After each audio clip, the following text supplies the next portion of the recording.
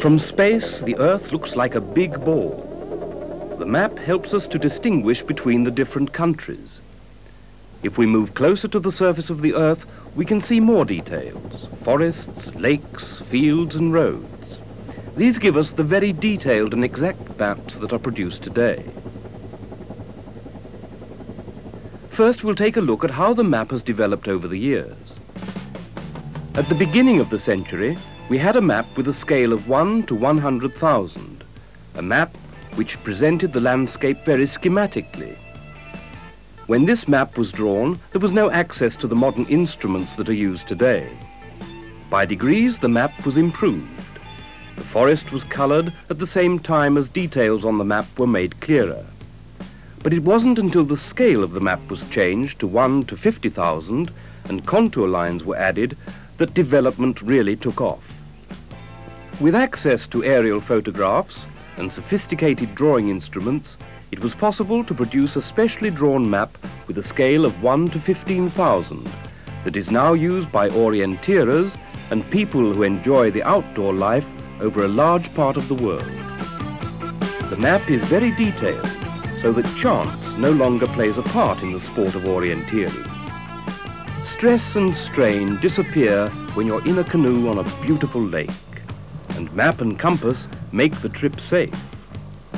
Today there are many sorts of maps, each for its own particular purpose. Together with a compass, you can feel confident when you want to find your way through the countryside.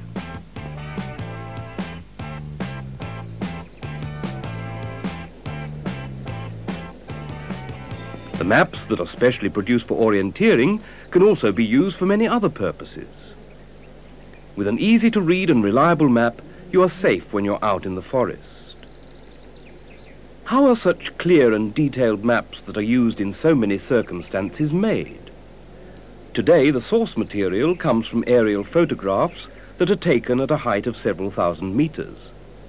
From these, the skillful stereo operator prepares the basic material for the map maker.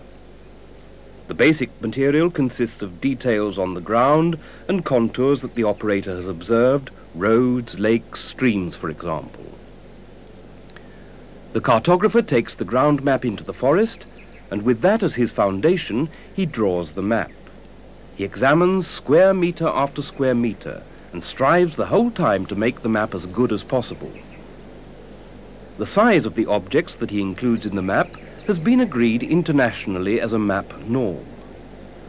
This also states which objects shall be included and how they shall be depicted on the map. After this additional work to the basic drawing, a fair copy is made, which is used to produce the originals which will be used for printing, one for each color that is used on the map. In order to clarify the rough picture that the cartographer has produced out in the forest, he makes a fair copy that makes it easier to prepare an original for printing. The black picture contains everything that will be printed in black on the map. Here we have a picture of everything that's going to be blue. The picture with everything that will be in yellow, fields, meadows, open land, and so on. Contours are usually etched on a colored paper so that the contour lines are sharp and clear. Put together, an original is created of the modern, detailed, easy-to-read map using internationally agreed symbols with a scale of 1 to 15,000 that is specially drawn for the sport of orienteering.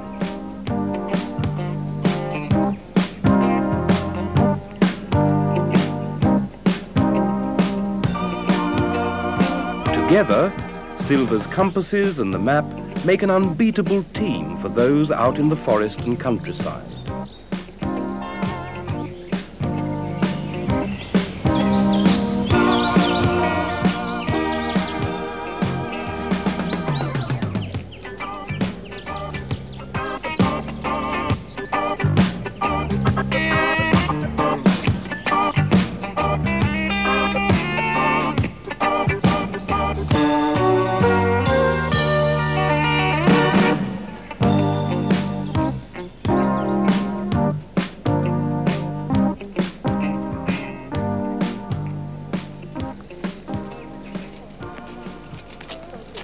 compass and map make the excursion more meaningful. If you can read a map correctly, then it's easy to find your way. The map should always be read so that you have the map's picture of the terrain in front of you. When you look at the map, the lake should be on the right, the fields between the lake and the road, the cliff to the left.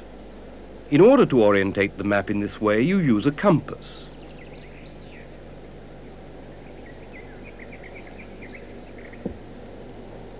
You place the compass on the map and then turn the map and compass until the red arrow in the compass points to the map's north.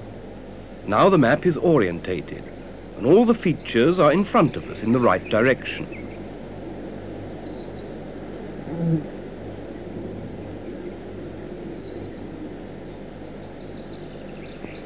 Now we're going to use a silver compass to orientate this map. We are situated on the road south of SILVA3. We turn the map and compass so that the compass's magnetic needle points to the map's magnetic north. We have now orientated the map and should now have the road and the buildings straight in front of us.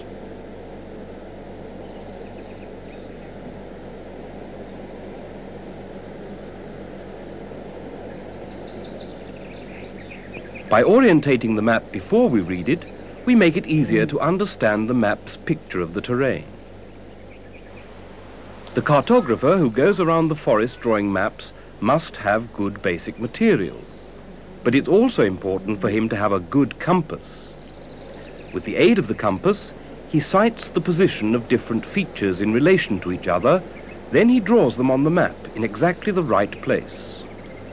The cartographer often has two compasses with him, one that he makes sightings with and the other fixed to the drawing board to keep the map orientated.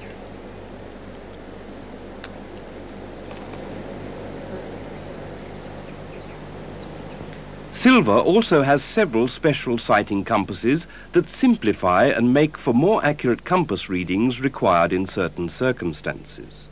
We shall now look at how you use one of Silva's mirror compasses to decide an exact position. We are situated somewhere along this road. We don't know exactly where. We shall now find out by sighting. We choose two obvious features in the terrain in front of us to help us. The tongue of land in the lake is clear in spite of the somewhat misty weather. As the other point, we choose the farm on the other promontory. On the map, we have the tongue of land here and the farm on the other side of the channel. Now we take one of Silva's mirror compasses to help us and take a sighting of the farm from where we're standing.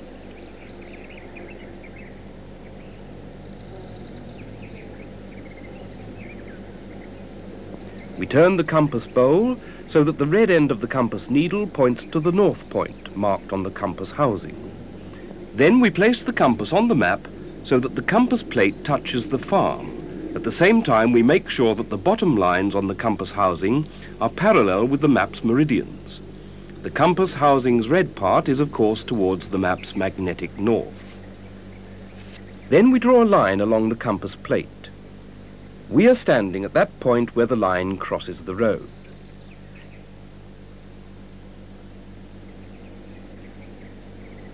If we want to check that this is really so, we take a new sighting, now towards the tongue of land in the lake.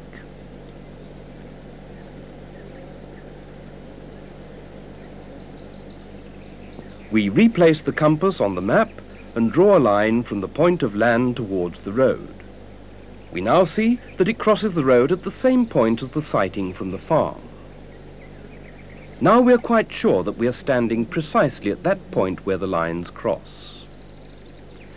We'll now go out for a short walk in the forest, taking map and compass with us to see how map and terrain correspond.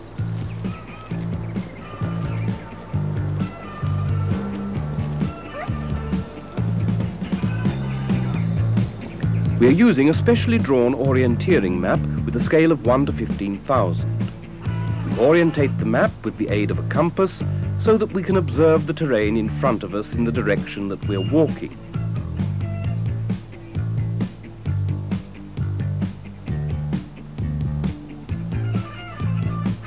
We are now situated where two small paths go into the forest from the bigger path. Here we have the big path, and here we have the smallest. We turn the map to orientate it, and then have the path right in front of us. Furthermore, we have the path that we shall take.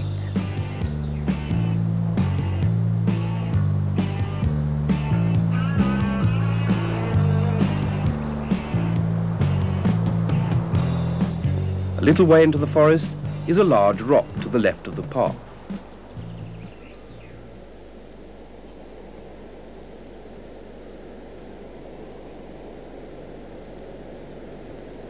We continue along the path and see two large rocks to the right of the path. Straight in front of us is a hill.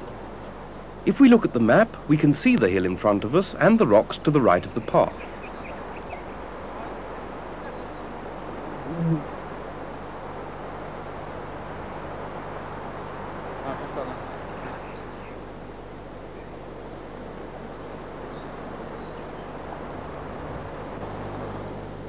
The path bears towards the right, and we orientate the map with the help of the compass so that we have the path right in front of us in the direction that we are walking.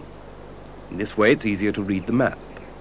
On the right is the hill, and if we look at the map we can see that here also the hill is on the right-hand side of the path.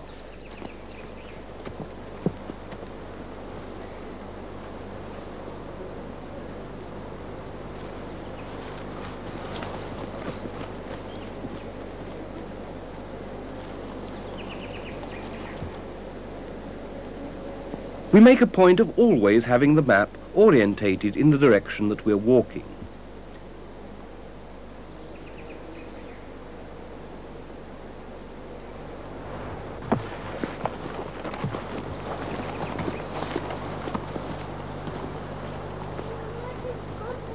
A 100 meters further along, there's another rock to the right of the path.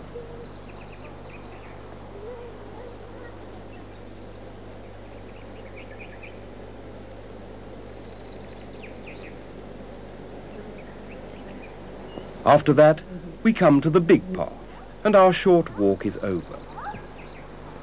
From this we can see that map and compass can add to the interest of our excursions into the forest and countryside.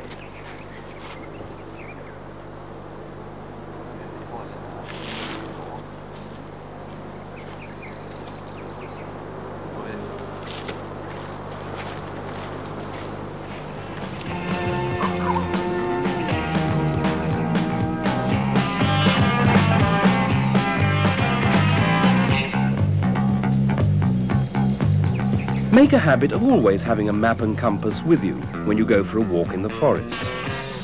You'll find maps in your local book or stationery shop, or alternatively, contact the nearest orienteering club or the National Survey Office, where they will advise you where you can obtain maps covering your particular area.